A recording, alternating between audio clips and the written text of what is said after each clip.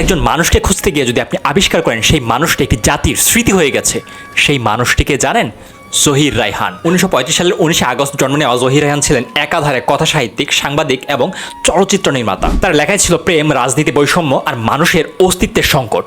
হাজার বছর ধরে আরেক ফাল্গুন, বরফ গোলা নদী, এই উপন্যাসগুলো শুধু উপন্যাস না, এগুলো আমাদের সমাজ ও সময়েরই প্রতিচ্ছবি। চলচ্চিত্রেও তিনি ছিলেন সময়ের চেয়ে এগিয়ে। কাচের দেয়াল কখনো আসেনি। জীবন থেকে নেয়া সিনেমার পেছনে উঠে এসেছে সমাজ, শোষণ আর মানুষের স্বাধীনতার আকাঙ্ক্ষা। জীবন থেকে নিয়ে একসময় হয়ে উঠেছিল বাঙালির সাংস্কৃতিক ও রাজনৈতিক চেতনার প্রতীক। আর মুক্তিযুদ্ধের সময় তিনি নির্মাণ করেন ঐতিহাসিক প্রামাণ্যচিত্র স্টপ জেনোসাইড, যা পাকিস্তান হানাদার বাহিনীর ভয়াবহতা পৃথিবীর সামনে তুলে ধরে। কিন্তু স্বাধীনতার পরেও তিনি থেমে থাকেননি। হারিয়ে যাওয়া ভাই শহীদুল্লাহ কায়সারকে খুঁজতে গিয়ে 1972 সালের 30 জানুয়ারি তিনি নিজেই নিখোঁজ হয়ে যান। হয়তো জহির রায়হান এই কারণেই আজও আমাদের কাছে জীবন্ত। তিনি শুধু সমাজের কথা বলেননি, তিনি সমাজের যে প্রশ্নগুলো করে গেছেন সেগুলো আজও আমাদের কাছে প্রশ্ন হয়েই রয়ে গেছে।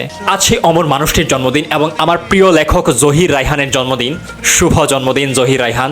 আপনি বেঁচে নেই, কিন্তু আপনার লেখাগুলো আমাদের সাথে কথা বলে বরফ গলা নদীর মতন হাজার বছর ধরে। গহীন বালুর চরে গো, গহীন বালুর চরে।